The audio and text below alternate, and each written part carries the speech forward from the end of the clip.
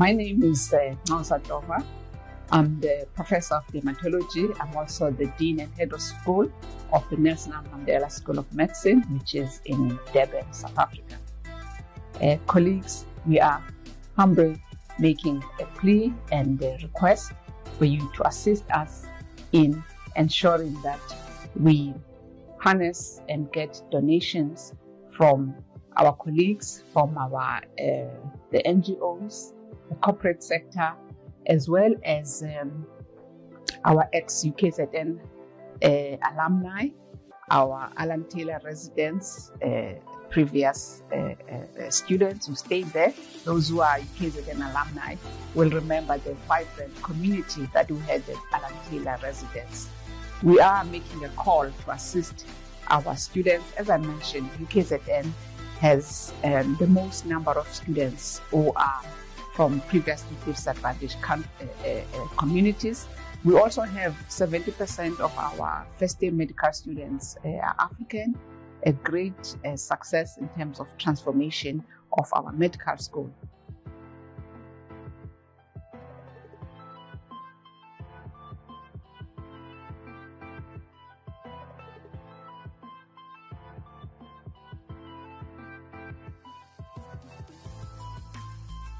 I remember actually when I was doing my first year, I think there were about 100, and there were only, I'd say, 20 to 30% Africans in our class. But things have changed around to actually ensure that we transcribe by the transformation agenda of the medical school.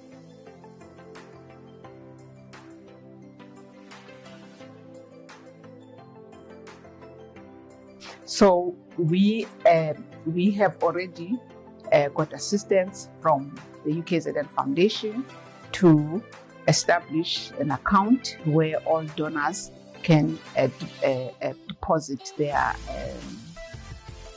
donations. We also have medical students who have agreed to donate through their private funds or salaries, an amount of about 600 rand per month, to ensure that they assist some of the medical students who are disadvantaged.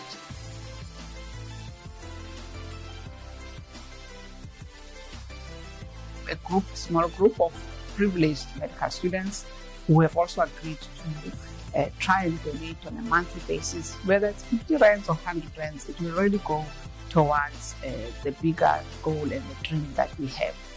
And I'm also excited to mention that a couple of months ago, when we were thinking about this initiative, I've spoken to Dr. Imtiaz Solomon, one of our alumni, a really remarkably humanitarian and individual. And when I discussed this initiative with him, immediately he donated an amount of about 3 million. I say it again, 3 million towards reduction of the historical debt of the medical students. This was so profound, and I was really humbled by and blown away by this contribution. So we are pleading with you again to say, here we are, let us make a difference. I do know that even the students that are currently doing MPCHB now will plow back when they qualify and assist the other students who find themselves in similar situations. So colleagues, as we say, you are because we are. Umuntu, ubuntu, umuntu, ngabantu.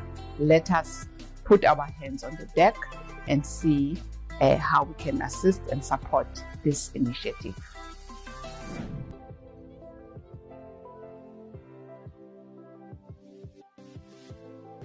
My name is Dr. Fatima Suleiman, newly qualified from Nelson Mandela School of Medicine. I pledge to donate 100 rand a month towards Prof. Ndova's Medical Student Fund, and I encourage all alumni of UKZN to do the same. Help make a doctor today. I'm Dr. Makanya, and I've just completed my final year in medical school, and I'm very happy to be serving our community. Each year, students are faced with the financial struggles that beat on their dreams of completing their studies and giving back to the community as I will. With this initiative, you can relieve that burden and you can help make a doctor's dream come true. I will be taking part in the Professor Level Medical Students Funding Initiative, and I'm urging you to also do the same.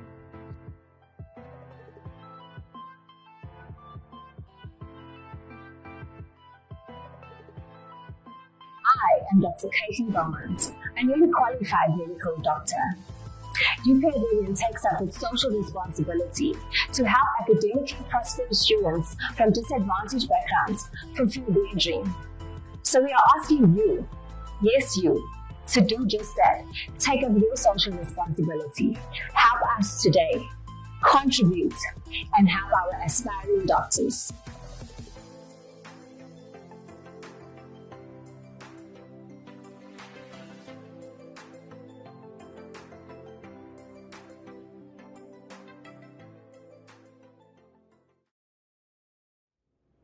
Colleagues, I want to welcome you all on this platform as well as on our social media, the webinar. Those who have joined online, thank you so much for coming today.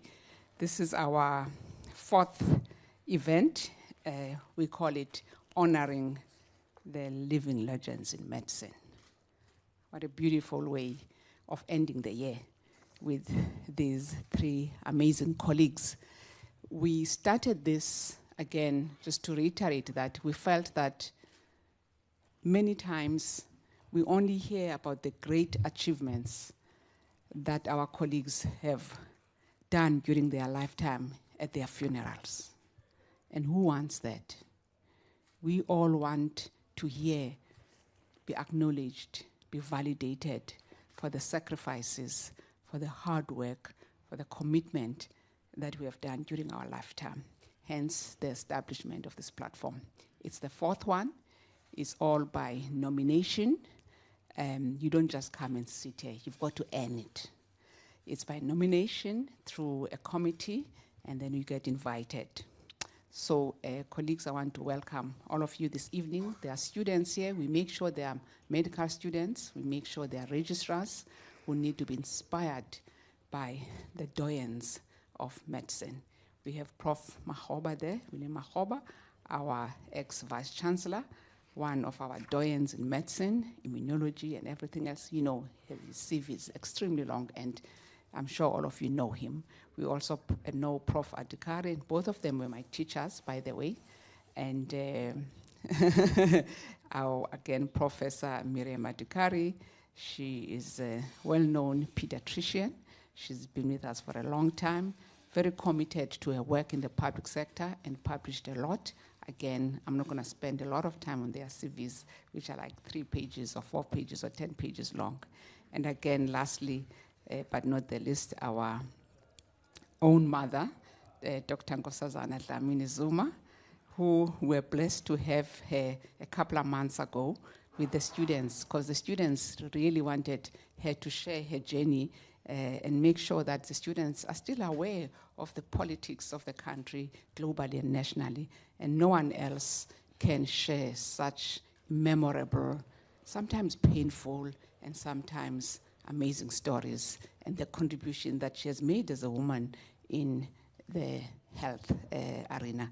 So we also have here our lovely Nongcebo Mackenzie, who is going to be our hostess and interviewing our colleagues, esteemed colleagues there. Again, acknowledging Prof. Ngama, our DVC, who will come to the stage right now, the family of Professor Adhikari, and the family of Professor Makgoba. Dr. Nkosazana Zuma, her children are all old and everywhere. So I'll be here to stand by as a family member. So thank you, colleagues. I didn't tell you. Okay. All right. So Dr. I think Nongcebo, you can take over. Ask Prof. Ngama. Okay, Prof. Ngama, would you like to come over? Thank you so much, Prof. Lova. Thank you very much, colleagues, for coming. And those that have logged on, we realize that the studio is not big, so most people cannot come to the studio. Members of the council who may be present or participating via social media, members of Senate, family, friends, and colleagues from various universities and institutions in South Africa, our staff, students, and alumni, and distinguished guests, ladies and gentlemen, Sanbonani. It gives me a great pleasure to welcome you to this auspicious celebration of our 3 living medical giants, Professor Miriam Adhikari, Professor Makgoba, Professor Dr. Nkosazana Dlamini Zuma. I bring you warm greetings from our Vice Chancellor, Professor Nana Poku, and the entire executive management of the university. We've gathered here for a particular reason, to celebrate our living legends. I think Prof. Lova has already spoken about this. This is her initiative, and it really started during COVID. We had so many deaths during COVID, and we were logging onto these memorial services. And out of that, we then discussed that we should be honoring all these esteemed and distinguished colleagues while they are still alive and not wait for the funeral. So, Prof. Lova, well done on this initiative. It's gathering momentum. As you said, it's our fourth. We also wanted to inspire greatness. As you know that UKZN aims to inspire greatness so that students can get a chance to interact with these esteemed colleagues and be inspired and also learn from their mistakes, because we do make mistakes along the way, but we also want people so that they do not repeat those mistakes. We often say that we don't learn from history, but today really it's about honoring them and giving them their flowers while they are still alive. These colleagues we are honoring today have worked tirelessly. They've served humanity selflessly in educating the next generation of healthcare professionals, providing state-of-the-art and compassionate care to everyone, regardless of their ability to pay, and conducting innovative research to find cures and treatments to improve the quality of life for future generations. When we refer to our three legends, it's not by accident, nor is it by exaggeration. These titles are informed by the work that they've done and the impact that they've made, both within and outside the medical field. For example, not only did Dr. Nkosazana Dlamini Zuma lead the country's public health system during the most challenging time at the height of the HIV/AIDS pandemic, as well as Professor Makgoba, he was also there during the height of the HIV/AIDS pandemic. But she also grew to lead in other sectors, such as the African Union. And that's really the highest echelons of the continental body. As Minister of Corporate Governance and Traditional Affairs, she's also been at the forefront of the government's effort to combat the spread of COVID-19 pandemic. Even during the most challenging times, Dr. Dlamini Zuma has exhibited outstanding leadership qualities. The same goes for Professor Makgoba. Not only has he proven himself to be a brilliant scientist, but he has also been recognized as one of the country's most astute administrators, having led this university and other recognized institutions, such as being a deputy vice chancellor at WITS, as also being the head of the South African Medical Research Council. So all these really, they come with a lot of, you are on the spotlight. You get it from all angles. People will criticize you, people will come for you. But you guys have stood firm. We are really very proud of you. Equally, Professor Adhikari, the current head of UKZN Department of Pediatrics, has been involved in developing undergraduate curricula for the pediatric component of the MBCHB program. She has also been involved in developing nursing curricula, training midwives, training advanced midwives over the past 20 years. The CVs are very extensive, but I just thought I would highlight those few. So it may seem like it's insignificant. I'm sure you've been recognized in a number of important fora. This may seem like small and insignificant, but really to us, we want our students and our staff to be inspired. We hope many will be inspired today, and we'll then have a cascading effect where we produce many other outstanding leaders in society. It's our wish to do so. So we just want to, in conclusion, to express appreciation once more for joining us. With these words, we also welcome you to KZN together with the families, and we hope we'll all enjoy this session. Thank you very much, colleagues. I'll hand over to Prof. Lova. Thank you so much, Prof. Ngama, for that eloquent presentation of our guest tonight. So I'm now going to, as I have introduced our host here, the lady of the evening, Nongebo, who's going to be interacting with our guest this evening. So I'm now going to hand over to you, Nongebo. The platform is yours. Thank you. Thank you very much, Professor Dlova, and thank you very much to everyone who's joined us this evening, and thank you very much to our guests.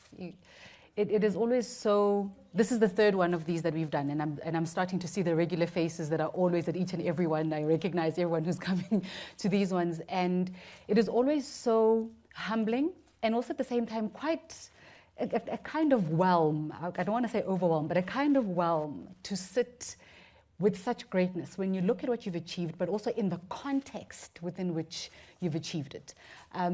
Professor Makgoba, you are class of 1976.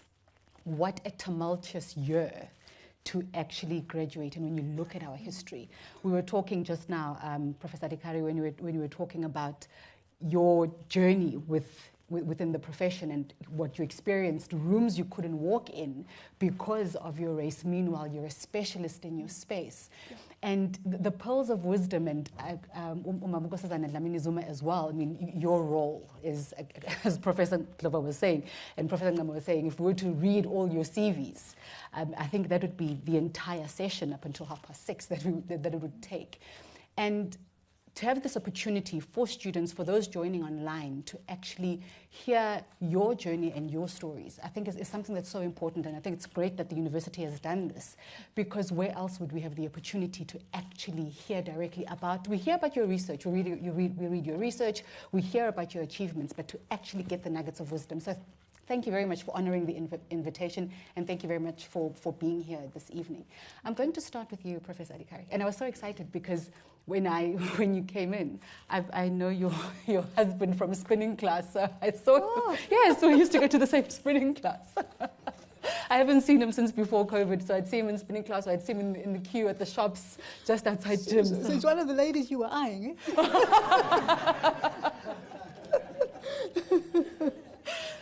So, Professor Adhikari, you are from Cape Town.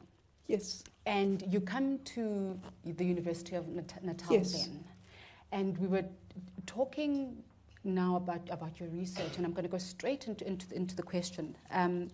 We're talking about your research as a neonatalist. And I'm going to first ask that you sort of speak about how you got into it and why you chose to focus primarily on Indian and African children in the research that you did. Okay. I was always interested in the newborn. I've got a very soft spot for the newborn. I love them. And when I came to Durban after my internship in Cape Town, and I came to King Edward Hospital nursery, the nursery wasn't a nursery as far as I was concerned. It was just in a corridor. And I was a medical officer, so I looked at this and I thought, no way. As a registrar, I began to see what needed to be done. So I planned for things ahead, and I had to talk to the consultant in charge and ask her if I could start doing certain things that I thought was essential. The essential things were, one, we all had to be trained in how to handle the newborn. Nurses, doctors, whoever. Whoever worked in the nursery, even the cleaners had to know they had to clean the place so the babies could survive. You know what I'm saying? So I started off training with the nurses, and they were very good. The different categories of babies, and then escalation of the teaching that it eventually went up to neonatal intensive care. By the time we got to neonatal intensive care, the other hospitals had opened up, so we were going to St. Augustine's, to Addington and all the rest, and trained nurses in neonatal intensive care. The other thing was the advanced midwifery. We felt that there weren't enough obstetricians, and we had to train the advanced midwives so that they could. So I did the neonatal component of the advanced midwifery training. Okay, so that was one side of it. While we were in that little place, and when I first became the registrar, I chatted to the mums, and there was a lot of social problems, and the teenage pregnancies really, I found that very, very painful. And we had no social worker, so I had to work till we got a social worker to help our mothers. Then, after that, I decided I needed to be trained. I had to become a neonatal specialist. I couldn't do it here. So I applied for a British Council scholarship. I was awarded it. I went to the UK, spent a year in the UK, Sheffield, Cambridge, and Bristol. It was wonderful. And why couldn't you do it here? I beg your pardon? Why couldn't you do it here? I thought there wasn't enough here for me to learn. And I felt that as a doctor, you need to get an outside experience. Mm-hmm. Just staying in one place wasn't good enough for me. I had to open my heart, I had to open my head, I had to understand more than just what we were faced with. Mm-hmm. That's what I felt. Mm-hmm. And actually, it was well worthwhile, because when I went there, I had certain abilities that they never had. You know, the volume of work we deal with, they don't deal with that kind of work. Mm-hmm. So I could even teach them. Then, at the Sheffield unit, there was a bioengineer, and I latched onto him to understand the neonatal equipment. For newborns, you need specialized equipment, special monitoring effects for newborn babies, not like the older child, not like the adult. So I learned that so that when I got back, I could actually talk to the workshop that repairs the equipment for us, or where we buy new equipment, that they ensure that it's the right equipment. And even the companies, I could talk to them. And if something wasn't right, I could talk to the company and say, listen, I think this is wrong with the machine, or that's wrong with the machine. It was a very big advantage for me. So then I kept in touch, however, with my UCT colleagues who were also working in the newborn. And there was one professor that I kept in touch with. Then in the 1980s, there was a meeting called the Perinatal Priorities came along. It's one of the best things that happened. It was between obstetricians and neonatologists. When I went there for the first time, I was the only lady specialist. Can you believe that? And they didn't know what to do with this lady. The gentlemen didn't know what to do with this lady. But fortunately for me, one of my profs from UCT was there, my colleagues were there, so we got on very well. And it worked very well for newborn babies and mothers in this country. It was really innovative. Then, while working with the staff and etc. in the unit, I became aware of the ethical issues. When do you stop treating a baby and saying enough is enough? What do you do with a very seriously abnormal baby? Mm-hmm. When do we introduce what we now call palliative care? Mm-hmm. There were no guidelines. It was the 1970s, early 80s. It only came in 1990s. And one of the sisters was helping me resuscitate a baby. It was a beautiful full-term baby, and at 20 minutes, this baby did nothing. I was so upset, and she held my hands and she said to me, Miriam, stop. My baby was resuscitated for 25 minutes and I have a child with cerebral palsy. It's like somebody hit me with their fist. And only 20 years later, a paper appeared saying exactly that. If you've done everything for a baby, at some point you have to withdraw, and 20 minutes the longest you should go, approximately, appeared in the literature. Then what I did was, in pediatrics, we all work together. My friend Kimesh is here. We all worked together. The other consultants knew what I was doing. Then we said, well, look, my sick babies often have surgical problems, so the pediatric surgeons, the neurosurgeons got together. We went to the dean and asked the dean if we could form a bioethics reference group, to which all consultants from any department would come, and we had regular meetings to decide how we had to manage our patients from an ethical perspective. It was very nice. It was very, very good. And then also by that time, neonatal speciality was developed by the College of Medicine.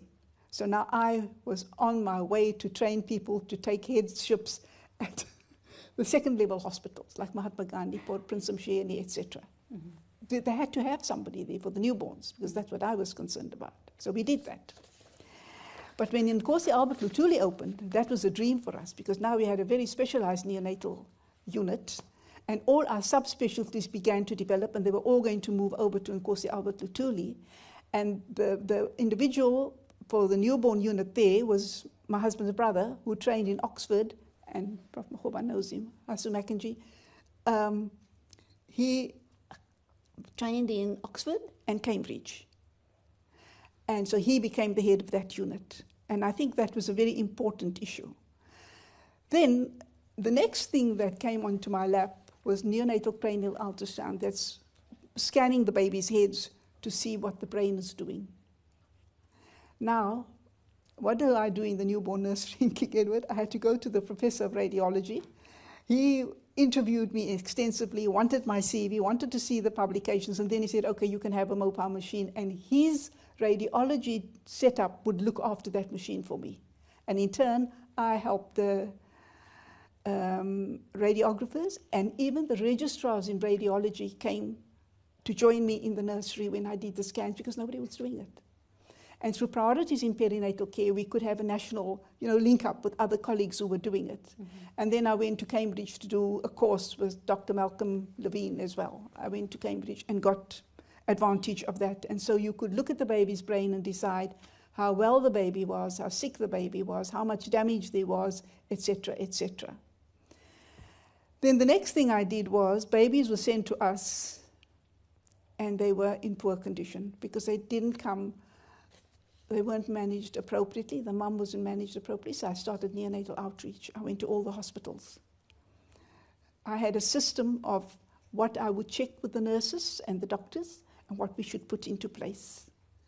So I did that, and when I went to the hospital, sometimes, well, of course, the medical manager, the nursing manager were all involved. Sometimes I had to go to a local clinic to ask them for some further assistance. Sometimes I had to meet the general practitioners. But what was very interesting was the young nurses that were there, they asked me when I would come next to visit them. When I came, some of them brought a family member or a mum or a lady in the community that was caring for babies while mothers went to work. And they wanted help. They weren't getting enough help. So then I set up a system where I could help the caregiver, and then I went to the clinics to speak to them and ask them, please, if these ladies come, they had to help them in some way or the other. Do you understand what I'm saying? Because it was the nurses, it's just that they were just so overwhelmed with work that they just couldn't, but once you talk to them, it all just works, right? Mm-hmm. So that was one big story. It went on for years. We went on for years. And some of the companies even said to me they would help me because then they would go out and teach the nurses sometimes. So that we did. Then came the story of HIV, one of the worst things that ever hit us. Now, what we did in the neonatal unit was we shared maternal milk. If a mother was ill, then we would find another mother with a baby of the same, what we call gestational age, like a term baby to term baby, mothers would give milk. I gave milk when my babies were born. Rupa, I gave my milk to the babies, okay? And the nurses, we all did it. We all just did it. We expressed our milk and we gave it to the babies. Now came HIV. Yeah. So I asked in our lab at medical school, I asked one of our ladies there to test the milk because it had HIV in the milk. So we couldn't share the milk. So we went on to flash heating in King Edward, found it worked. Then we set up milk banks for all the hospitals around us. Our second level hospitals, right up to Port Shepstone. We set up the milk banks from the Department of Pediatrics. Now, of course, it was just not simple as that. We had to prevent the mother-to-child transmission. But we only got that in 2000. And the perinatal program, they set up a program that could be used. And so we had a principal medical officer, a young woman that was outstanding. She went to all the hospitals to teach. And the nurses would phone and say, please send Nadia back to us. We need to talk to her. So she would go back and help them. So you prevented women of childbearing age, prevented their HIV, them getting HIV. The mothers were infected, how they were treated, how the babies were treated, and eventually how the baby got treatment. Then the next scary thing for me, one day I go to the neonatal unit and the baby had just died on the ventilator, a little 1.4 kg baby. The mother had died in the obstetric ward. And the x-ray came, and it was tuberculosis. I've never felt such a shock in my life. And the nurses and I, we sat and we actually cried. Then I said, okay, nobody's going to believe me that this is TB. I must do the lung biopsy, and I must take aspirate from the lung. So you put a tube down into the lung and you suck it out. So that's what I did, and it was TB. And none of my colleagues believed me. They didn't. They said it's not possible. But we knew babies had come into the unit and died. But we had never had the x-rays, so we didn't know it was TB. I'm sure we lost a lot of babies. So what we then did was we asked the nurses Just see how valuable, eh? The nurses in the antenatal clinic, could they ask, there are only 4 or 5 questions you ask a mum or anybody, and they can tell you that they're at risk of having tuberculosis.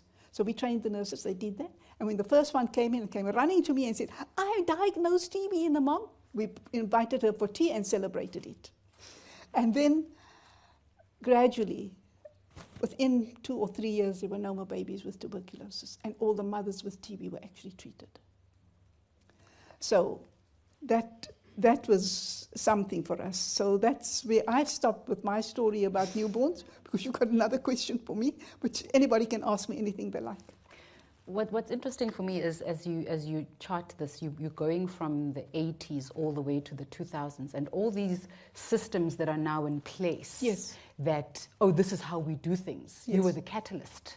You and your teams are the catalyst. And it just goes to show that how much, in any profession, but we are speaking in this context now, that what we see as how things are done and what we see as a process, as a system, yes. as an approach, yes. was because somebody identified a gap and decided to do something about it. But what's also interesting, and is a common thread with all our guests this evening, is that you all went to the UK to study.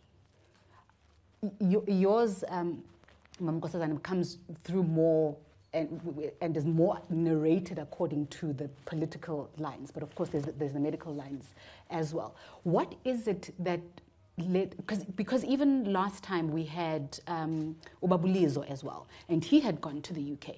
What is it about UKZN and UKZN alumni going further to study in the UK, Prof. Mahom? Well, was it just the next logical step? They were our colonial masters. Okay. And there was no, South Africa and the UK are related in many ways, but it's largely political, it's largely colonialism. But if you are to ask me why did I go to the UK, was that when I qualified in 76, Professor E.B. Adams, who was the professor of medicine, said to me, I don't want you to go to private practice. So he wanted me to come back in 77 and do my internship in the professorial unit. What was his reason for not wanting you to go to private practice? Well, he said I could do a little bit better by taking academic medicine. Okay. He felt that it was my passion or something like that. So I had already applied to McCott's Hospital, so I couldn't come to the professorial unit. He said to me, but you must come back to King Edward. So I went to McCott's, and in 77, middle of 77, he invited me and said, I'm going to find you a job the following year so that we don't lose you and you don't get attracted to money and join your colleagues. So in 78, I came back to King Edward. And then in the middle of 78, he announced that he was retiring. And I had staked my life after him. So I decided I'm going to go to his office. And I asked him, you called me to come back, now you are going to go away. What is going to become of me? Just answer that for me, because otherwise I would not have been here. I would have gone somewhere else. He paused a little bit in his office and he said, well, I hadn't thought much about that, but I'll do something about it. Then a month after that, he told me that there is a scholarship to Oxford, and he will do his best to make sure that I apply, and he'll give me a recommendation, and we take it from there. So I say this because he was one of the most disliked, I think, deans of our medical school at the time. But I also know that Dr. Nkosazana Zuma also, I think, arrived here at the medical school working, I think, with Professor Adams. She may confirm or refute that, but I think there is that commonality. But the reason why I ended up in Oxford was because the person who was supposed to mentor me in South Africa retired, And I held him accountable that I don't lose my future as he retires. So I went into Oxford, and he actually came there almost annually to come and see me. Oh, really? And find out how I was doing. And when he retired, he went to Cambridge, and I always took my kids with me to go and see him in Cambridge. So that's how you landed up. That's how I ended up in Oxford. As simple as that. Mam Nkosazana, one of the things that Professor Adukari spoke about was being the only woman in the room, which, I mean, we think we're still in male-dominated environments. No prejudice, Professor Makgoba. But when it's narrated from an experience of the 1970s, I think what we speak of now is not even close to what you encountered. Now, you from Epulwa, you are from an era when women were not really encouraged to study because they were supposed to grow up, raise families, look after the home. Why invest in a woman? She's going to get married and have kids for another family anyway. But your family's approach was completely different. How did that happen for you? Were you ever told why you were encouraged to rather study, or was it just something that happened organically, that your father had a different worldview? Yeah, no, I think it was also his own experience. Mm-hmm. My father was the 8th child out of 11, and his father got blind, and I presume it was cataract, but it wasn't treated. So his mother had to go and work and raise the younger kids. Oh, okay. So she did, and she sent him to school, and she became a primary school teacher. So she had a passion for girls' education, for education generally, but specifically for girls, because his experience was that if his mother hadn't looked after him and taken him to school when his father had got blind and couldn't work, then his future would have been in trouble. So I think it was his own experience of a strong woman who got up and said, I'm going to look after these children and I'm going to send them to school, and yeah. Little did he know he was influencing the trajectory of the history of South Africa by making that decision. And then I'm the firstborn at home, Umafungwasa. So I'm one of 8 children also. So his view and my mother's view was that education was very important. That education would take us out of poverty. That education would be an equalizer in a way. So I grew up in a family where education was very valued. But my father would go further to say, girls have to have education, because I don't want them sitting in a toxic marriage because they can't walk away,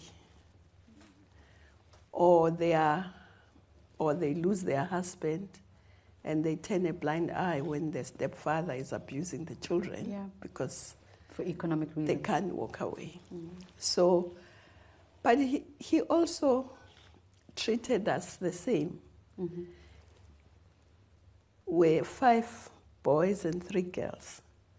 And he didn't favor the boys more than the girls. He said they're all equal. And if I were to choose one child and discuss something with that one child, it doesn't have to be the boy, it would have to be the first child. If it's the boy, it would be the boy. If it's the girl, it's the girl. So I was the first child. But he also put a lot of responsibility on the first child. He would say to me, you must be on the straight and narrow because you've got 7 kids behind you. And if you go astray, what am I going to say to the younger ones? So you have to be exemplary so that I don't have trouble raising the younger ones. And my mother also brought us up the same way. The boys will cook, clean, iron, bake, do everything. But for her, it was for a different reason. She would say, I don't want you guys leaving this rural place, going to the city to find work. And then you take a poor girl, you live with her, not because we love her, because we want a laundry, you want a cleaner, you want a chef. You must be able to do those things for yourself. And when you marry, you must marry somebody because you love her, not because she's going to do all these things for you. So I grew up in a family where I didn't feel inferior as a woman. I didn't think the boys were superior. We're all the same. We're brought up the same way. So yes, education is important. So I internalized that. And fortunately, I also grew up in a place where there was a clinic called Polela Health Center. Polela Health Center is a very special place in the history of health services because that's where primary health care was piloted, not only in South Africa, but globally. Yes. Actually, I met an American professor at some stage who said he came to Polela as a student because of primary health care.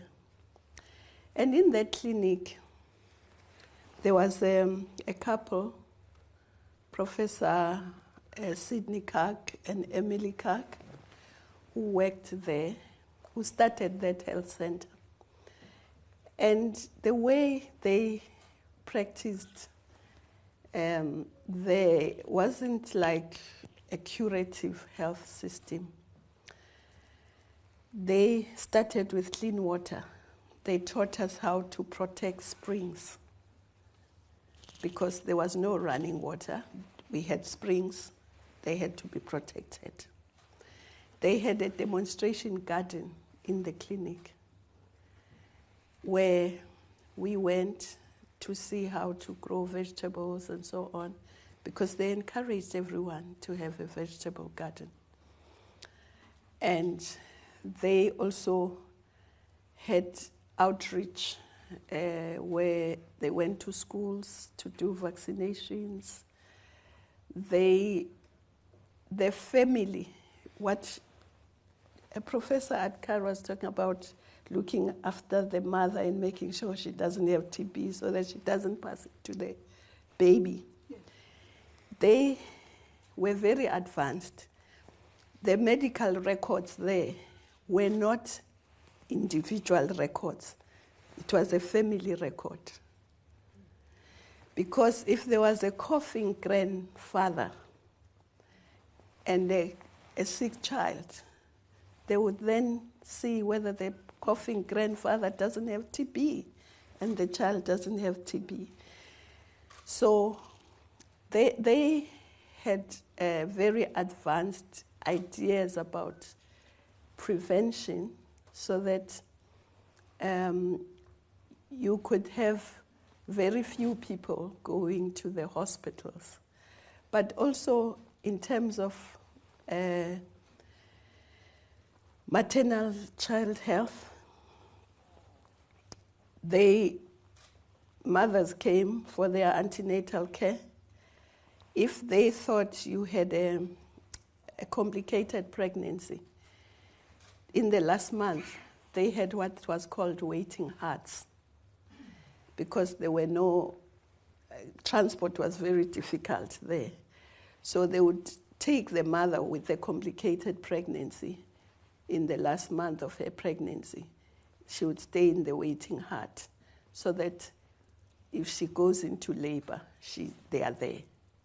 They can make sure that they deliver the baby instead of the mother struggling to get transport to come to the clinic. And so the mortality was lower than it would have been if they didn't have these waiting huts. So I grew up in that environment. You know, Brigelia Bam, I knew her as a child because her mother used to call her Goku Bam. Her mother worked in that clinic, Ugoku Bam. That's how we called her in the village. And they would call us as young children and talk about careers that we could follow. And one of the things that Sydney and Emily, they'd gone by that time, but they had encouraged children of the area to become doctors so that they can come back and work in the health center. So my initial interest in medicine was that I wanted to go back and work in that health center. But I didn't go back to work in the health center, but I had some connection with the health center. I still live there, and I had to, when I became Minister of Health, that health center was very dilapidated and so on, so we had to do something about it. But I'm just saying it was that kind of environment that encouraged me to study. And I wanted to be a doctor, even though I didn't have the right subjects. I did agriculture and social studies, but I eventually became a doctor. It would be a long story to explain. But I eventually did a BSc degree. And after doing the BSc degree, I didn't get into medical school, but Professor Adams, the one that he was talking about, took me to come and work in his lab for a year so that the following year I can go into medical school. So I worked in his lab as a technician, as a lab technician, and after that, I then entered medical school. I'm amazed about Professor Adams. I am so amazed about Professor Adams because how many people actually invest that much and by so doing change the trajectory of our political landscape, our academic landscape. We know Professor Makgoba's legacy, this UKZN is part of your legacy, and we trace it back to Professor Adams. I'm amazed by Professor Adams. Professor Makgoba, I ask myself, you know, let's go back to Sekukun. Am I pronouncing it correctly? I'm always worried about Sekukun. Sekukun, okay. I ask myself, I always ask myself about this about anyone, how a person from that far lands up here in this University of Natal, studying here, but also what it takes, like the practical blood, sweat, and tears that it takes. Because, you know, as Mam Nkosazana is talking and saying, I did a BSc, our concept of what it takes to do a BSc now, or what it takes to do a PhD now, or what it takes to do any degree now, is completely different, because everything is literally at our fingertips compared to how you had to study in your times. So the actual practical blood, sweat, and tears, because I mean, when you read the accolades and you read the fellowships and you read the chairmanships and you read the awards and everything, that doesn't just... Well, it's true. Remember that I think as Nkosazana has said, and so has Miriam, I think we were born in different environments, but under very difficult circumstances. Some of us were fortunate because our parents were teachers, and they could at least control our growth and give us some directions.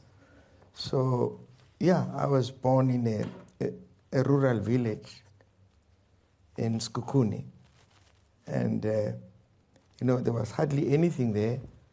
We didn't have toys or anything like that. All we could do is to hunt birds and hunt animals and look after our parents' flock of sheep and goats.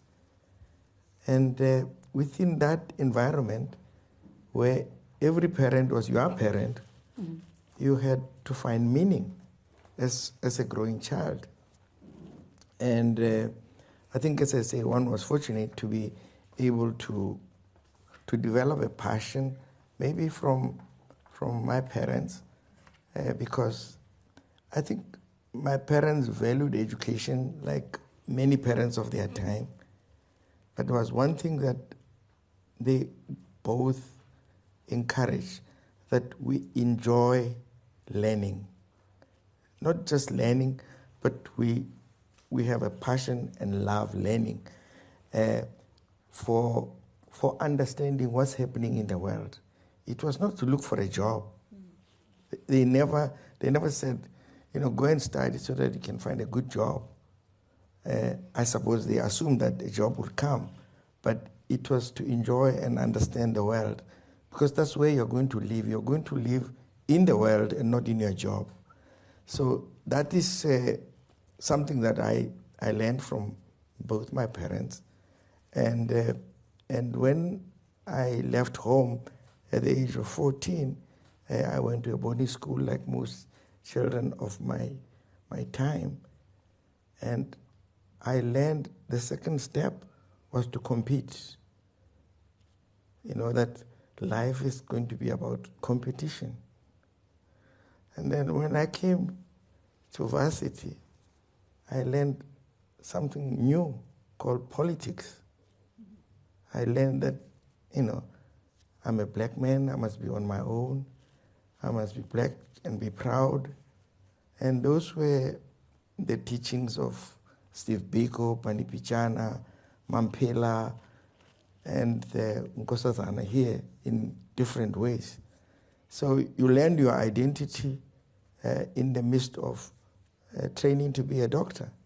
So there were these kinds of things. So you learned hard work, you learned to be honest, you learned to be passionate, and you learned to compete and to be excellent. And those are the values that I think at medical school, although we were naughty, at medical school, we did all sorts of crazy things that most of us don't want to remember, especially when we were running for political office. but we were all, I think, full of energy, creative, and no wonder that I think some of us ended up creating a few things in our careers, because we were driven by this, we were going to change the world. We were going to transform South Africa. No one was going to stop us. We didn't have arms, but we had this belief that the country has to change. You had a common cause. All of us, yeah. And that was embedded in most of us. So we were driven by something, a force, that allowed our minds to focus and to be creative. So that really explains why I think we went out to do the things that we did. Even when we left the country, we still remembered that there is a problem at home that we need to solve. It was never like, I have now escaped. Let those that have remained, look after themselves.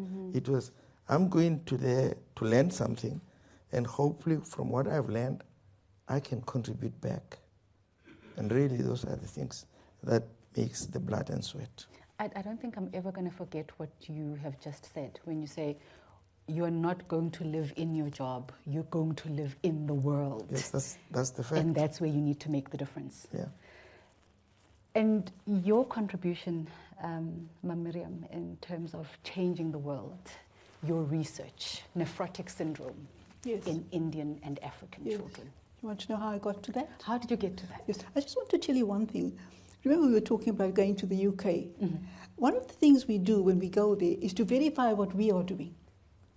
Like outreach, my outreach. Dr. McKenzie was in Canada. His boss was doing neonatal outreach, Graham Chance. So I did a sabbatical there. And I went on with him on the outreach program and found I wasn't doing too badly.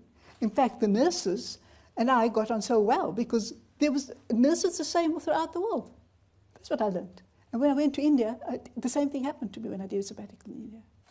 So, you know, you learn familiar things, and you entrench what you are doing so that you can develop it further. And I think that is the important point. You develop yourself and develop what you are doing. You asked me about the nephrotic syndrome. What happened was, I had to decide, I wanted to do a PhD, but now I had to decide, was I going to do it in newborns? Where could I do it in?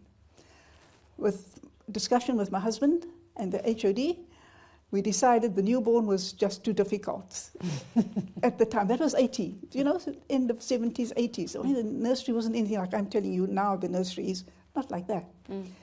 But in the renal clinic, which Prof. Kubradia set up, we had very careful records of the children. And the literature said that children respond to steroids. I said, okay, let me go and take out the charts. Children with nephrotic syndrome respond to steroids. Took out, there were 53 nephrotic children. There were about 10 little African children. The rest were Indian children. The Indian children responded to steroids. Little African children didn't respond. So that was like somebody hitting us on our heads. So we decided we're going to do a study. We will do the biopsy. And they said the minimal change we read in the literature was, the biopsies of children with nephrotic syndrome responding to steroids was minimal change, which meant there's no change in the kidney, just, you know, no obvious pathological changes. So we did biopsies, and we did 170, and that's when I wrote it all up. And again, 170 children, 104 were little African children, and 66 were Indian children. Indian children were under 7, under 5 years of age, and 80% responded to steroids. Some remitted spontaneously, some had recurrent remissions, so I'll come back to that. Then there were little African children. Only 20%, as opposed to the Indian children, 80% responded to steroids. So, and they had a host of other abnormalities on the biopsies. Okay? So one of it was membranous. Now, membranous was very interesting because when I did the work on membranous for the thesis, very few children test. We used to do a series of tests, obviously, on all the children. Hepatitis B was positive in some, but the test for hepatitis B was poor. So we communicated with the laboratory at King Edward and said, you know, they must let us know when there's an improved test so that we can be sure that our children have been tested correctly. You know what I'm saying? And then it turned out that the membranous nephropathies were all hepatitis B positive. Then comes 1990, and there's a vaccine. But in the meantime, Prof. Bima wrote up his PhD on membranous nephropathy, and then comes the vaccine, children get the vaccine, and the disease disappears. So there are no membranous nephropathies in children anymore. Thank goodness for the vaccine. But the remaining children now, they didn't respond to steroids, frequent relapses, and other histological categories we had to find solutions for. So then we looked at the literature, we applied for studies to use intravenous therapies, intravenous what we call steroids, cyclophosphamide, chlorambucil, Psi-A, whatever else we could. And we then, you know, took each child, did all the investigations, did the biopsies, and then treated them. And some children did respond, many children did respond. There were a number of drugs you could use, but the drugs are difficult because they have side effects, and one has to monitor those side effects very, very carefully. Because cyclophosphamide, for example, many years later in the adult male could result in infertility, for example. So, you know, you had to know when you could stop and not go on and on giving one person. From what you do in infancy? Yes. It has an impact? Yes. Oh, my yes, goodness. Yes. So, you know, we don't realize all these things until, well, anyway. So we went through all of that, and now, up to 2002 to 2001, 2021, 2022, there's still no other real difference in what people choose. It's like each team decides we'll use this combination, and then that combination, and that combination for the children. So then, of course, the number of, just very recently, there's been a study from our own unit here that the FSGS children, 40% have a gene mutation. So there's a genetic background for it. So that's why they don't respond. 40% we know. We don't know about the others. And this is a recent... I beg your pardon? This is a recent finding? Yes, just last year or two or something. Oh my goodness. Yes. Now, what that led us then to do was now we had children in renal failure, not recovering, relapsing. We did dialysis, but we had to consider transplantation. Now, our little children went to Cape Town for transplants. That was horrendous for the families. You can imagine what that did to families. So then myself, Prof. Kubarade, etc., we went to the medical department and we asked Prof. YK if we'd like to set it up, and we set it up. I used to go to Addington regularly for the pediatric transplant patients. We had a system of how you selected children for transplant. You can't put everybody on a transplant. It was a very expensive business. So you had to have a family set up, you had to have the communications, you had to have, etc. Did it, and we succeeded with it, and we started renal transplantation here.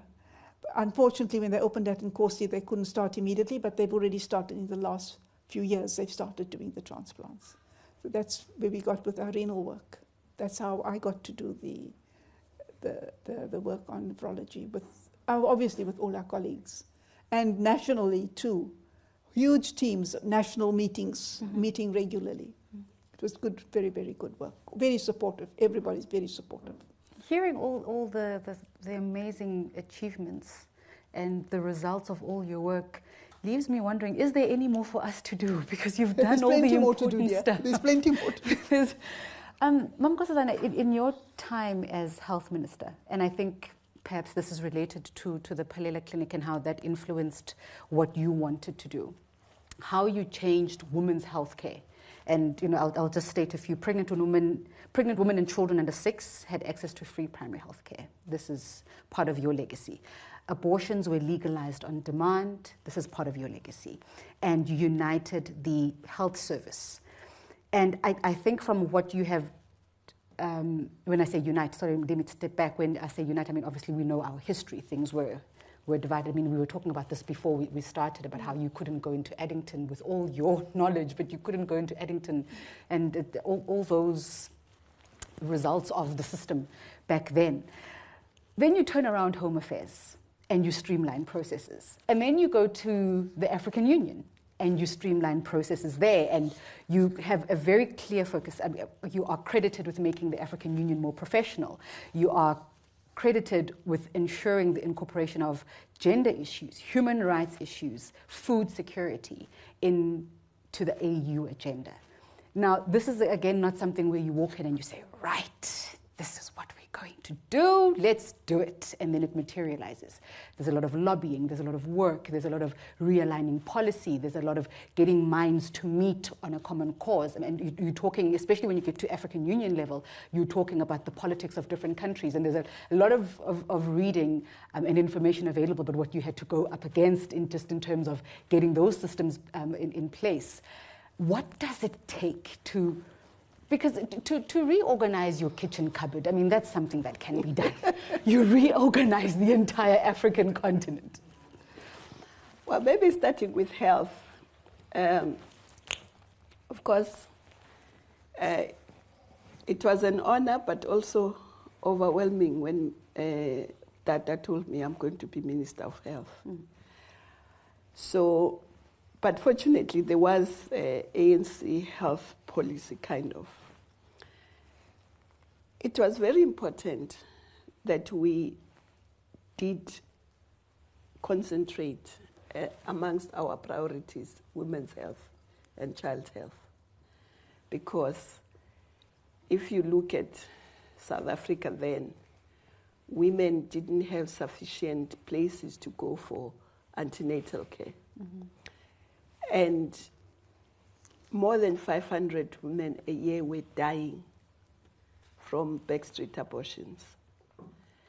And some were ended up with their uteruses being removed and so on. And so it was important that we treat women rights as human rights. And those were some of the rights they had to have, the right to health. But we had to build clinics very quickly because it was one thing saying it's free, but if you don't have access to a clinic, that it's free is meaningless. So we had to build clinics very quickly and cheaply. And the way we did it was, we said, we're not constructors, we're not architects, we're health workers, but we want these clinics. So we went to CSIR, said, please give us an architect, give us quantity surveyors, and give us a project manager. So we said, we're going to build 3 types of clinics: a small clinic, a medium size, and a health center, which was a big kind of clinic. And these were the specifications. So the architect then drew the drawings, and we said, okay, give us the bill of quantities for each. So they gave us the bill of quantities for each. So you can see how much you've saved already. Instead of having an architect for every clinic, you don't have. Instead of having a quantity surveyor for each one, you have already got your bill of quantities for. And then you have a project manager from CSIR. And then we'd say, come to a place, then the community would say, this is where we want our clinic. And if there are contractors, people who can build in the area, we hire them, they build the clinic. So we had to build clinics. We had to make sure that there were medicines in those clinics. And then we had to ensure that women are able to access them, children are able to access them, and everybody else. But we also had to prioritize things that would have a greater impact on health. For instance, smoking in public, because that had a greater impact on health generally. It was tough, yes, but we did it. We had to, you probably don't know that those days you couldn't put your parents on your medical aid. No, I don't know that. You couldn't. We had to fight to get medical aid to agree that children could put their parents on their medical aid. Why was it a fight? I mean, it seems so, I suppose because it's done now, it seems to be, well, why was it a problem? Well, it was. They didn't want to do it. They said it will collapse their medical aids and so on schemes.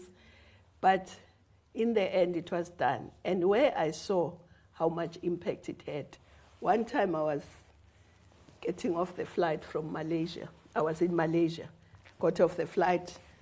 Those where you get onto the train and to the airport. So I was getting out of the train. There was an elderly white couple behind me who got off the train, and they shouted my name. So I turned, and I went to them because they were elderly, so I thought I must go and hear what their problem is. And they said, no, we just want to say thank you. We owe you big time. So I said, I owe you big time? They said, yes. They said, this is our first holiday since we retired because we were scared to spend our money in case we needed to pay for medical care. Now that our children have put us on medical aid, we can take a holiday. That's why we are here. And that's why we say we owe you big time. So those were some of the things in health. King Edward was a teaching hospital. I was a student there, and I'd made up my mind that if I got a chance to have a better teaching hospital, I would do it. And that's one of the things that I made sure was done in Nkosi. Because King Edward, I felt was, if you looked at where others, white doctors were trained, they were not trained in hospitals like King Edward. So in Nkosi Albert, we had to build as a teaching hospital. So those are some of the things that we had to make sure are done to have an impact. And of course, we also, health cannot be determined by just the health department. There are health determinants. So we had to make sure, before, African children didn't get child grants. The child grants were for whites. Did they have child grants already? Of course they did. I didn't. I thought there were no child grants whatsoever. Oh, they did. The things that we take for granted now. And you say the government is doing nothing. I didn't know. Now you know. So there had to be child grant, because if children cannot have access to milk, babies, and children will end up filling the pediatric ward, kwashiorkor, malnutrition. So we had to look at other things that determine health. And child grant was one of those things that government did, other departments did, to ensure that health. Electricity. Those who worked, he'll tell you, King Edward would be full of burns. Burns. Burn wounds. But yes, children were getting burned because they were making fires, and the kettle would fall onto the child and so on. So the electrification had a big impact on health. So you had to ensure that in cabinet, people also understand that there are health determinants that had to be addressed if we are to improve the health of the people. But let's leave that. You want me to talk about at Home Affairs? One of the things that I like doing, one, I think you are as good as your team. Everybody is as good as their team. So I always try to put a team together and work. But secondly, when I come to a department, I don't want to destroy what the other person has done, because it will take 5 years destroying and building nothing. I say, let's see what works and preserve it and improve it. What doesn't work is what we have to fix. So those who may remember, when I got to Home Affairs, I had every month I had a talk show. 702 first, and then later Metro also, to find from the public, because the civil servants wouldn't tell you everything that was wrong, because Home Affairs, you go to an office and you get a service. So the people who will tell you what's wrong are the people who receive the service. That's why I had that radio show. Some people said, you are very brave with the department that is so bad, you want a talk show. And I said, precisely, because they will tell me what's wrong. And I said, don't only tell me what's wrong, but tell me also what you think could be done to fix it. So I got a lot of ideas from the public, who were the users of Home Affairs. So I built on what I'd found from my predecessor, because there's a lot I found there. Because I can't say I found nothing. Yes, it was called Horror Affairs. There were lots of problems, but I built on that. But we built a strong team and systems. For instance, without wasting time, I'll just go to one instance. There was a lot of corruption in terms of people getting IDs who shouldn't get them, passports, and so on. So what we did was, we said, because there were syndicates at Home Affairs,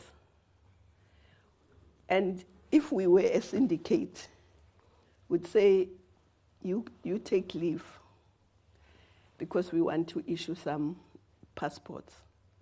leave us your password. Go and leave. We will do the legal work with our passwords, the illegal one with your password. And then when the investigation happens, you will prove that you were not there. Yeah. And the investigation then ends there. So we said, how could we solve this problem? Then we said, no. We use the password and your biometric. So use technology to solve that problem. So instead of the person using only their password, for every application they do, they'll have to use their password and their biometric. So some of them would forget that the biometric will now tell the story.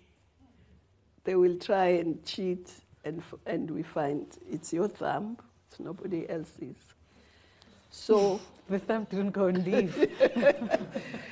So I'm just saying that you had to identify the problem, get a team to work on it, find a solution, and then implement the solution.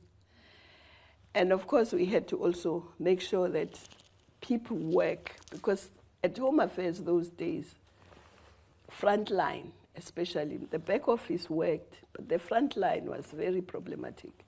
People would come there, and people would phone me and say, hey, I was at such and such an office, and my only regret is that I didn't open my book, because normally when I go there, I carry a book and sit and read, because I know I'm going to stay there for a very long time in the queue. And then it wasn't difficult things that we did. We went to the offices. Because you used to have those spot visits. Yes, those spot visits worked.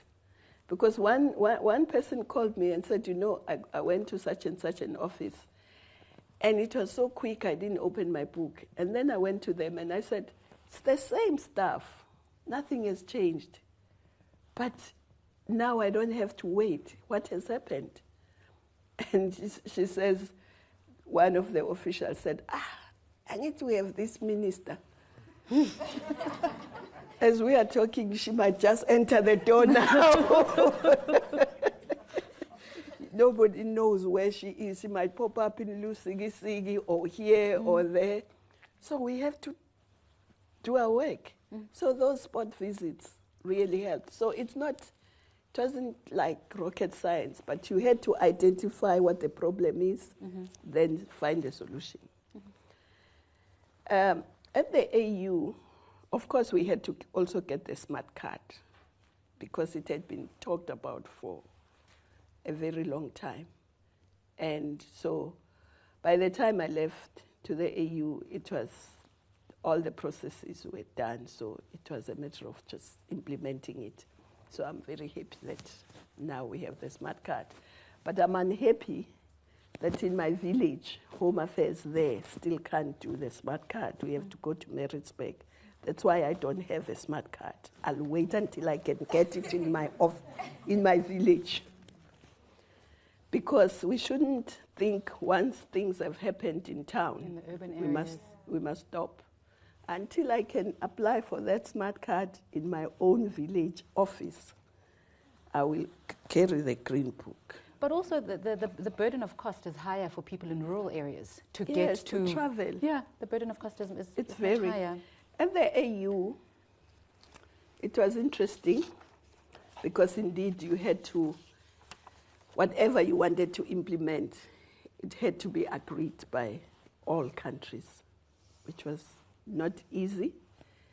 But if one of the things I'm proud of about the AU was the fact that we did put gender issues on the table, but I had the advantage that I had been foreign minister for 10 years, so I knew exactly what was happening in the AU. So it's not that I was very brilliant, it's because I knew. I had been foreign minister for 10 years. I knew what was wrong. For instance, just a simple thing. I knew that meetings never started on time, ever. They never ended on time. President Begi would leave me in Addis and say, Nkosazana, I'm leaving you. It's 10 o'clock, this meeting is not done. I'm flying out. A meeting that should have been done at lunchtime. So, again, a system was introduced there, and we then said to the heads of state and ministers and everyone, when you start discussing a topic, you must agree how many minutes each one of you must speak. If you say 10 minutes, it's fine. If you say 7 minutes, it's fine. And we had a system that just did that. Your 7 minutes is over, it switches off your mic, it goes to the next speaker. Yes. At first, they didn't like it, but they saw it made their meetings go very efficiently. They finished on time, and they ended up enjoying it. And then I would go, and in the morning, you see, protocol of heads of state, because I knew how they work. They would say to the president, no, President, you can't go because there's nobody there. And then I would say to President Big, if all the presidents said that, the meeting would never start. Because everybody would say there's nobody there, don't go. So I would go, and with whoever is there, start the meeting. So eventually the meeting started dead on time. And they finished even earlier. Because when I was foreign minister, it used to be so frustrating. A president could speak for an hour. My goodness. On one topic. Oh, my goodness. And that's why meetings never finished. But now everybody knew 10 minutes, 3 minutes on this one, 7 minutes on this one.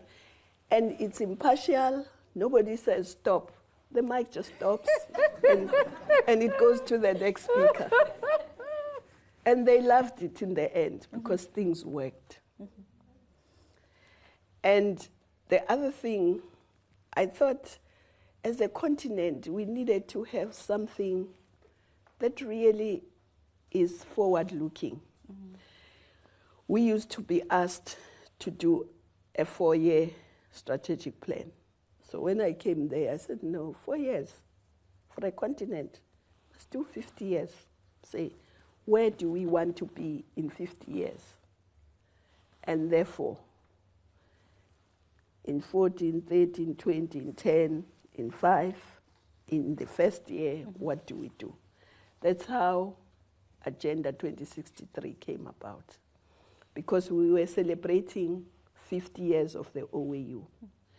And instead of doing a 4-year strategic plan, I said, no, let's try and imagine what future generations will say when they celebrate 100 years.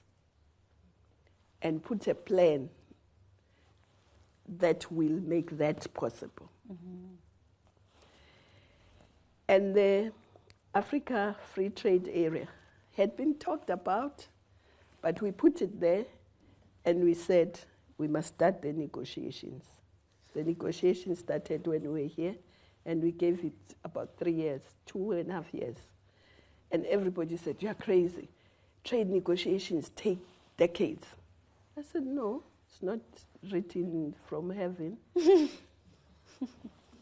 By 2017, we should finish. We started in 2015. I said, 2017, we must finish. And indeed, they did finish. By 2018, they were signing the agreement. Because you forecast, and you focus the mind. If you put a target, you focus your mind, you focus your efforts. But if you don't, you just say, oh, we'll do it. Sometimes it never happens.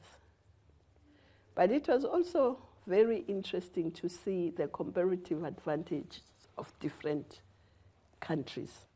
Because sometimes South Africans think they are the best in everything. And we are not. We're best in some things, we're not in others. But if you take the continent together, we have everything as a continent. And if we worked together, we could do better than even the Asian tigers if we worked together and stopped fighting. But also, one of the things we thought we should do, we should introduce women directors. Because there were very few women directors there at the AU. Because at the AU, the director, the person who heads the department is the director. Here it's we call them the DGs. There we call them directors. So, for instance, I brought, for the first time, a female finance director and others. Because as a continent, just like as a country, South Africa, we'll never reach our full potential if we leave women out. Do you think any soccer team can win with half its squad on the field? It will never. Doesn't matter who it is. So we have to use all talent, and women are part of that talent. Never mind that they are the majority, and they produce the other half as well. So if you don't include women, you won't reach your full potential, full stop. So even at the continental level, we had to try. But maybe before I end, we had Ebola. We went to the UN. President Obama spoke at a side meeting and said more than 1.4 million Africans are going to die from that Ebola unless something dramatic is done. And I said, not under our watch. 1.4 million die from Ebola. So we went back. There's a Zimbabwean business person who also called and said, Chairperson, what are we going to do? So I said, you are in business.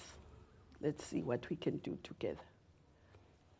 The business people, African business people, came together. We had in our first meeting, we got more than $30 million US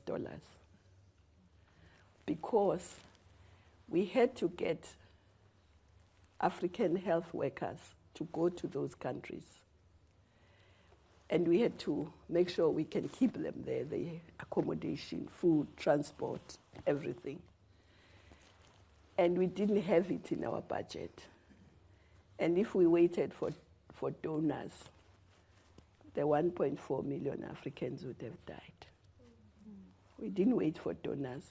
And I'm very grateful to the African business people.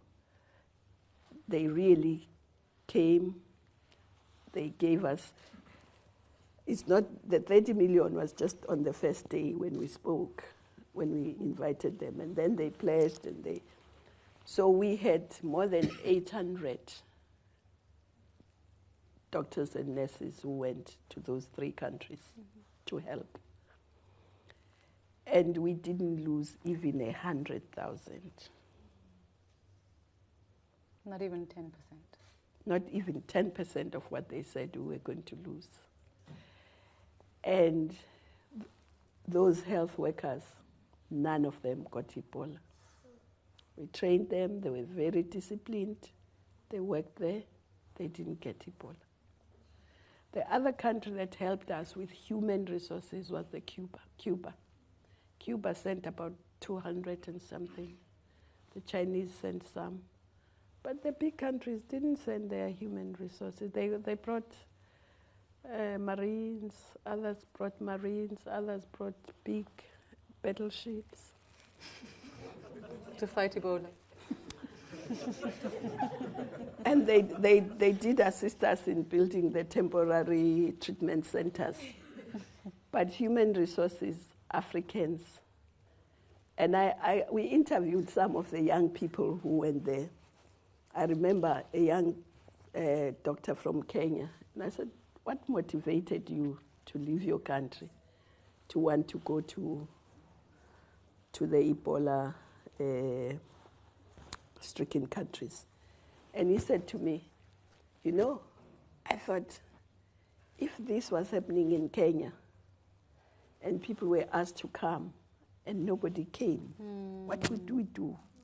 So I thought, no, let me go. And I spoke to another one, I think he was from Rwanda or somewhere, and he said, you know, we always talk Pan-Africanism theoretically. I thought you are giving us an opportunity to actually put it into practice. That we are Pan-African. We won't allow our brothers and sisters there to die of Ebola. We'll go and help. So countries like Nigeria, Ethiopia, Kenya, they sent lots of workers. South Africa sent mobile labs and so on. So almost every country pitched in, even poor countries, DRC, everyone pitched in. We managed that Ebola, and we lost, well, every loss is one too many, but we lost far less than even South Africa lost with Corona. After they had said 1.4 million Africans are going to die. So you are as good as your team, but Africa is as good as its Pan-Africanist view and practice. So we are very grateful for that, and we hope that we can continue in that spirit. But as I say, it's not a one-person show. You must always work, and you are as good as your team. But the young people were very good, I must say, because it was young people who, in the majority, who went to those countries, who volunteered, because nobody was forced. Everyone had to volunteer. At first, the first 80 actually resigned their jobs and went to work there. And then we thought, it's going to be very expensive if we do that. So we spoke to countries and said, can you second them? Continue paying them here. We will pay them a stipend there, but pay their salaries. And fortunately, a lot of countries did agree. And that's how we were able to deal with Ebola there. Thank you, Ma'am Kosavan. We are going to go to the floor for questions, and I'm mindful of time because it's 12 minutes to 7 now. But I'd like to come to you, Prof. Maho. Your area of specialization is, I would like to say it properly, you're a molecular immunologist. And I'd just like to ask about your research. When you look back on the research work that you've done, which of your research findings do you rank best and why? Well, I think there are two major findings that I've made. And I have to say, I made them in my 30s. So just be aware that the best time of your innovation is you're better in your 30s. Oh. Many scientists who have done groundbreaking work have done it in their early 30s or mid-30s. About the age of 40, you're gone. Oh, Prof. Mahoba. In terms of innovation, I'm talking about innovation because it's it's like it's a way of, it's a creation, and your maximum creativity has got a very short span. Anyway, the two things that I did in my life was that when I went into Oxford in 1980, at the time when I arrived there, there was a huge debate about the so-called histocompatibility antigens called HLA that are markers for transplants, that there was one loci or there was one area that determined all of them. And my boss at Oxford said, I suspect that there are more than one, and you must go and find them if there are many. And my first thing was to complain. Is, why do you give me this very difficult project? You don't want to give it to the local English boys. You go and find somebody from Africa to give him this difficult matter. Be that as it may, we actually did find that there were many other loci that were coding for this transplant antigen. And many people have never known this. I was amongst the first group of people, or at least human beings, that was able to clone a human histocompatibility gene in the world. That was done in 1983, and I think my boss recorded that. And that's how the term molecular immunology also emerged, because we were no longer at the level of simply soups that are found in immunology, but we're now dealing with molecules. So that's the first piece of work that I've done, and I think that has stood the test of time. The second one is something that we all know and we've all been taught, that in biology or in chemistry, that there are these things called receptors and their ligands. That is like a lock and key. I think that's how you are taught, to make it very simple. Now, what we didn't realize was that in biology, nobody had actually defined a receptor and a ligand. They were all suspected to be there. And it requires proof to show that this receptor that you have identified binds to a particular ligand that you have also identified, and you could only do that biochemically. Now, the first piece of evidence came from our work at the NIH when we defined two molecular pathways. They were molecular because we were using molecules that were purified, and we were showing that they bind to each other as a receptor-ligand pair. And that was the first piece of work that came out in biology. It has since been followed by many other laboratories throughout the world to demonstrate that. Now, I like to use this example because where did I have this idea that I could actually get two molecules to bind each other? When I was a young boy in rural Sekhukhune, we used to catch birds using sort of like a substance that you weaved on a piece of grass, and that was quite dummy, and you put it on the riverside where the birds come in the morning to drink, and when they touch on this, it binds on their feathers and they can't fly. So you catch many of these birds in the area. Now, this piece of material is found in the Sekhukhune area, and I used to eat this and make it. It's a little bit of a dung. So when I was working at the NIH and they gave me this project, I decided I must look for a substance in chemistry that has got these features that I used to use when I was 7 years old in Sekhukhune. And I found this substance called polyethylene glycol. And I worked it out that if I used that to coat on a piece of plate, I would be able to trap molecules that I've purified. Some of them would take the right conformations, others would not. But if you use the relativity theory, you would be able to find that if some of them are there, they would be able to bind something that you want them to bind. If there is nothing, nothing would bind at all. And we were able to show that there are these pairs of receptor ligands, two of them. One was on T cell, the other one was on just general targets, and that was the first findings in the whole of biology. Now, what were the implications for that?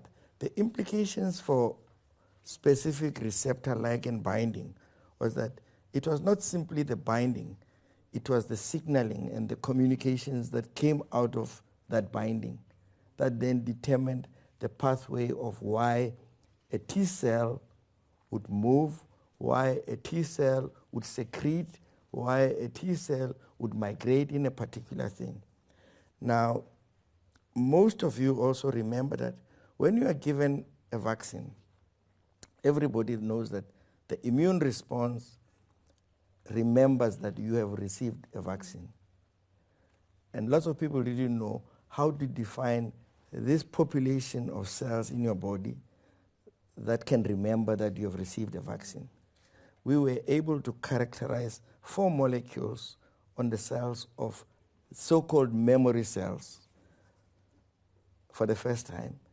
And they were really important for differentiation, for migration. For example, if you looked at HIV and HIV infection, you found that the memory cells that have got these antigens in greater amounts are the ones that get infected. If you are to look at a newborn baby, you won't find these cells because their immune system has not been stimulated.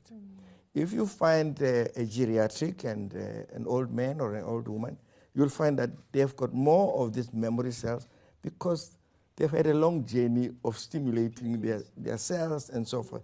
So the biologic definition of memory cells came from our work. And as I said, that work was published in 1988. It's still being cited today. It has had many citations. In fact, after we published our work, there has been over 23,000 pieces of work that has emanated from there. So it has had an impact, and I still occasionally look at it and say, how on earth did I do this? But I keep telling people, you know, when you go to Oxford or the NIH, you don't go there blank. You go there coming from somewhere. And there are experiences that you've learned somewhere that are very, very important, that you can actually associate and accelerate knowledge development. And that's why I respect my home, my identity, and it's very, very important piece of work. Every time I go home, I still walk to the river where I used to find this plant that I used in my career. But those are the 2 pieces of work that have changed biology. And in fact, in one of the papers that have been cited, that piece of work is one of the foundation of structural biology. I noticed when you said you grew up in Sekhukhune and you had no toys, you had no toys. And no cell phones. There was nothing of that level. But look how that influenced your trajectory. Because, and as you were talking, Mamukosazane keeps on whispering indigenous knowledge systems, indigenous knowledge systems. So it's not a bad thing to not have toys. No, that's why that's why there are no Nobel laureates in the royal family. They you had know too the many royal toys. family, they've got everything. They don't need to work. So we'll take a few questions from the floor. If you could just raise your hand. So I see 3 hands. We'll start at the front and we'll just work towards the back. If you could just introduce yourself. It would be great to stand up, and you can then just ask your question. Thank you so much. My name is Batando Mki. I am the Speaker of UKZN Student Parliament.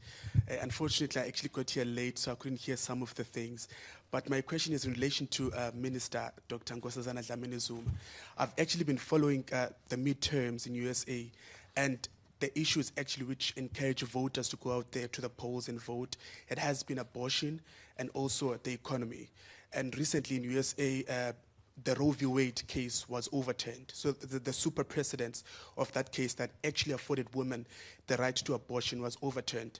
So in relation to that, I just want to say to you, Minister, you may actually not know the impact of your concerted efforts towards ensuring that women have a right to abortion, because first world countries, the leader of the free world, as they call it, is actually still grappling with the conversation around abortion. It's not yet a determined because there was a super precedence to that effect, but they've overturned that super precedence. So they've actually now gone back 40 years back when women didn't have access to abortions in USA. Just to sort of speak a bit about that, there recently was in one of the states, Republican states, there was a child who actually fell pregnant out of a rape, and unfortunately she had to go to another state and seek medical health in regards to that, merely because the state that she was in had refused abortions of any kind, whether it's incest, rape, or anything. So I just want to say that, your efforts or considered efforts will actually be appreciated for as long as, we could always remember that there was Minister Nkosazana Dlamini-Zuma. But one thing which I want to ask, or my question rather, is regardless of the fact that so much progress has been made to ensure that people have access to health care, but we know and we see that there's still a long way ahead. So I just want to ask that, as a member of parliament, and you may not necessarily be the Minister of Health, but what legislative reforms do you think could be employed to ultimately ensure that people have access to health care? And I'm saying this because I've actually seen that as the executive branch of government, you often find issues because people take you to court and say it was not your prerogative power to exercise a certain power and all of that. I think recently, in regards to the COVID-19 regulations, they took you to court, but ultimately the court said it was your prerogative power as the executive to have actually taken a certain decision in regards to the regulations. So that's my question, Minister, that what legislative reforms do you think could be employed to ultimately ensure that people have the adequate access to healthcare? Thank you. We'll take the next. Would you rather respond now, or we'll take the questions? Okay. As a group. Okay. We'll go to the next question. Good evening, everyone. My name is Gladys. I'm a final year medical student at UKZN, but I was trained in Cuba. So mine is not a question, but rather a comment to Nkosazana Dlamini-Zuma. So when you were chairperson of the African Union, I was also chairperson of the African Union in Cuba.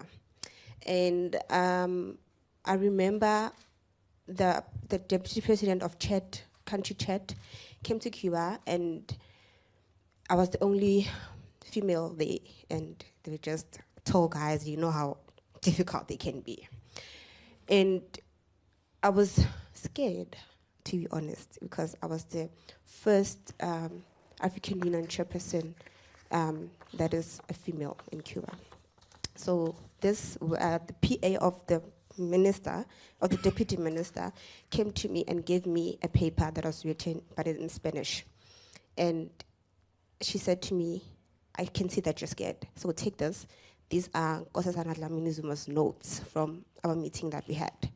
I was so shocked.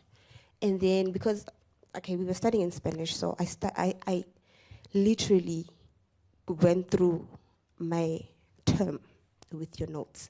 And I've been waiting for so long for this moment, so I was just taking it. So I just want to thank you. And to all the leaders in the House, what I've taken from those notes were 4 important things. First thing, if you can do something now, do it now. Second thing, I also used the time thing that you also used, because I had to go on the internet and check how you do it. I actually copied it. And you don't have to waste time. If you can decide something, decide. Just decide. That's the second thing I took from you, from the notes. The third thing is, it doesn't matter who does it, as long as it is done. It doesn't really matter. Doesn't need, you don't need a title to do it. And the fourth thing is that you will always have opponents, but at the end, you have to achieve what you want to achieve. That's it. Thank you very much. Thank you.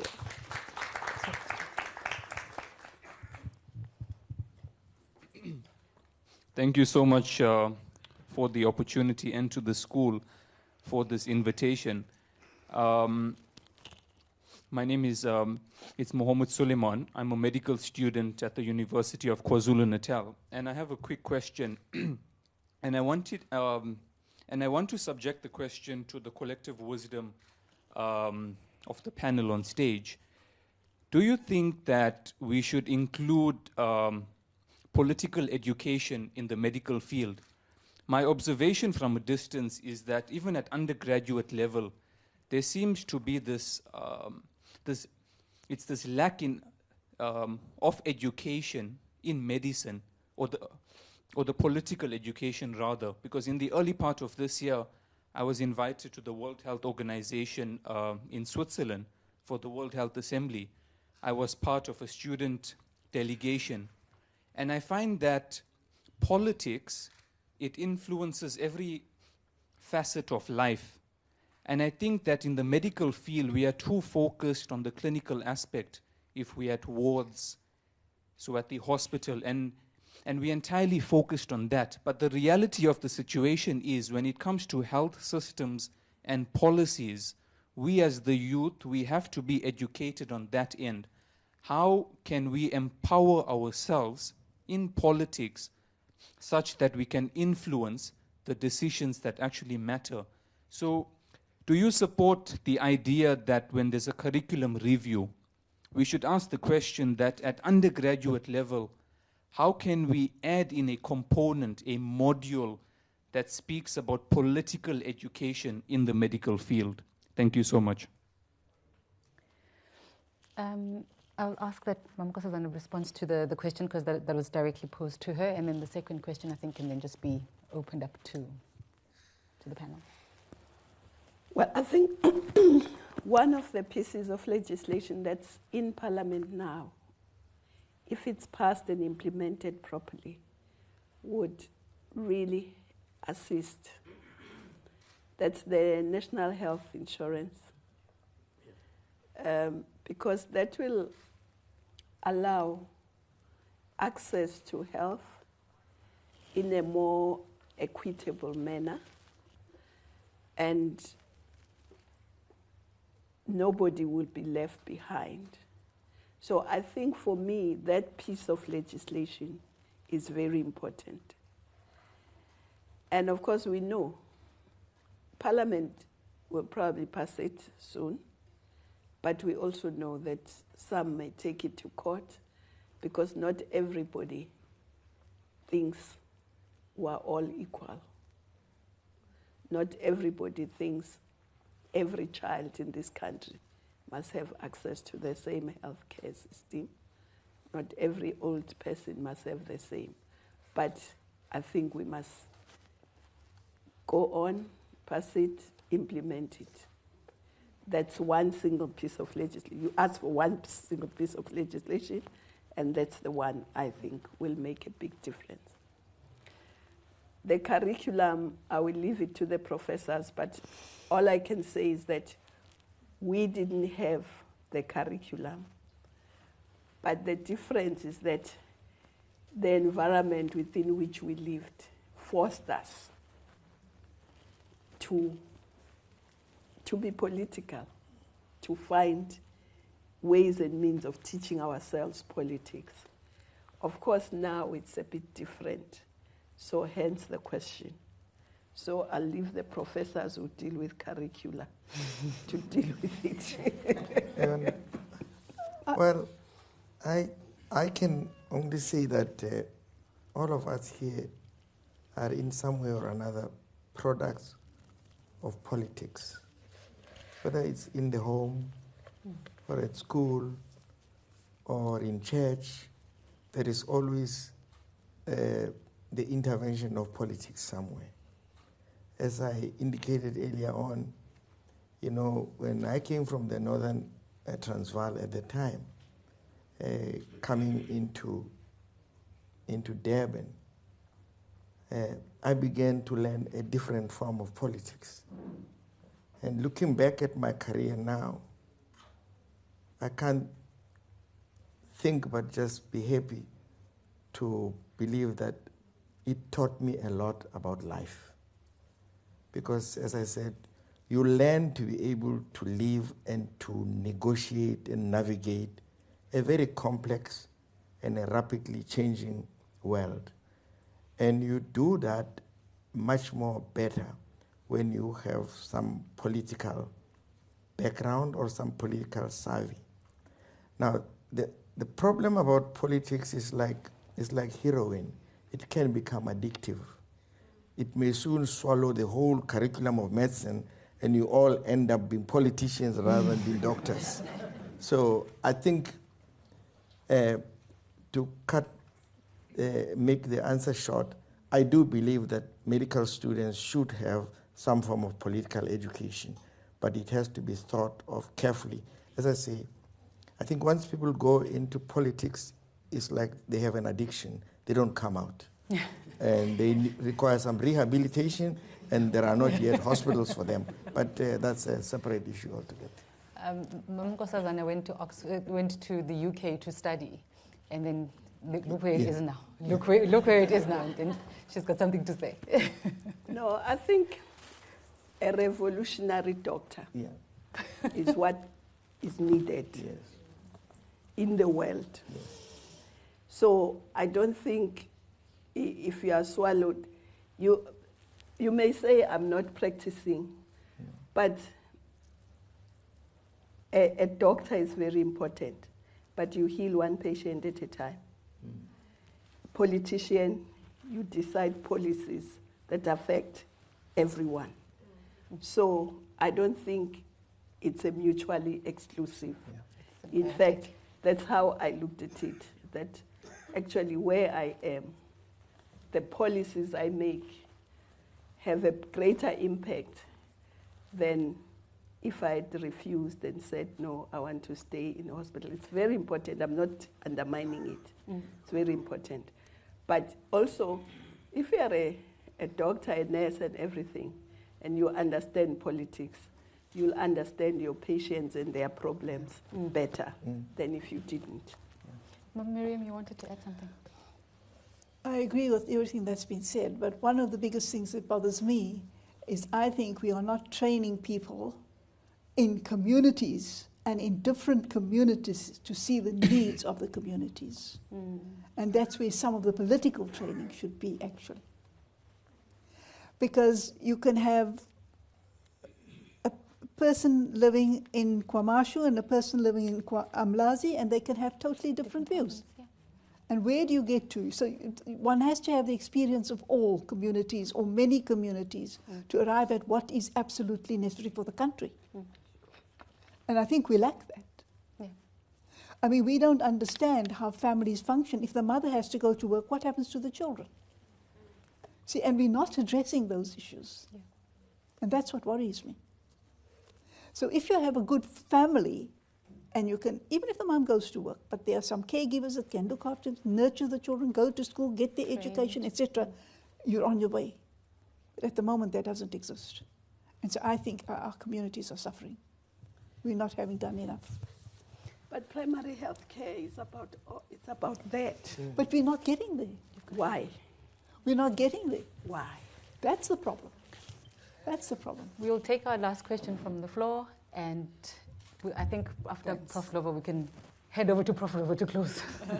No, very interesting discussion. Just to comment from the academic point of view as a dean, I have Cyrilla there, who is the chair of the curriculum change. Is Cyrilla still here? Oh, there she is, yeah. So to respond to your question, we are looking at reviewing the curriculum. One of the things we're looking at, we also realize that firstly, medical students will become GPs or specialists, and that's a business when they go to private practice. But nothing is taught to them about managing their finances or managing their businesses. Some of us will remain in academia, others will go into private sector. There's a need for us even in the private sector and transformation there. So we're going to include that. Secondly, this year we were excited that we had a history from one of the historians, Dr. Professor Vanessa Noble, who wrote the book about the history of the medical school. And he gave a whole lecture on the history of the medical school, where we started, where we are now. And we're also trying to archive that at the medical school, because a person who doesn't know where he or she comes from, So that's the second one. So we're gonna include that. The third one is about emotional intelligence, leadership, how you manage yourself, how you deal with people. So that's what we're going to also add in our curriculum, because the curriculum has to change to fit and suit the changes in time.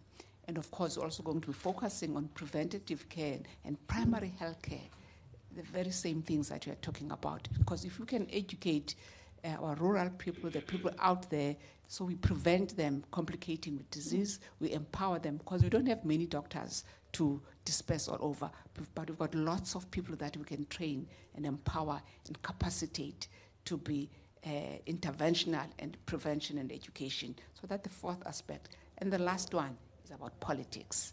As everyone has said, that we live around politics, the people that you see, but unfortunately, and some of you may be taught at home about politics, but others are not, you need to recognize that you are a privileged student. And that is also politics, to recognize that you come to medical school, you've got a car.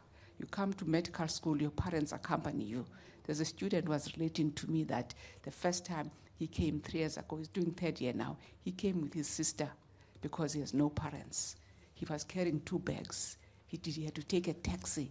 Now there are students who come in Mercedes-Benz in 4x4s. That is a privilege that you need to be aware of and recognize. So history is important, politics are important, and I want to assure you that the curriculum review will include all aspects of that. Thank you so much. Thank you so much to our panelists, and if we can please give Can them a I round tell of you a joke about what she's saying? There is a joke in one of the universities that a student came in a car, and then the parents called to say, "How are you doing?" He said, "No, I'm fine, but I get embarrassed in the morning because the other kids come in a bus, I come in a car." Then the parents said, "It's fine, we'll buy you a bus."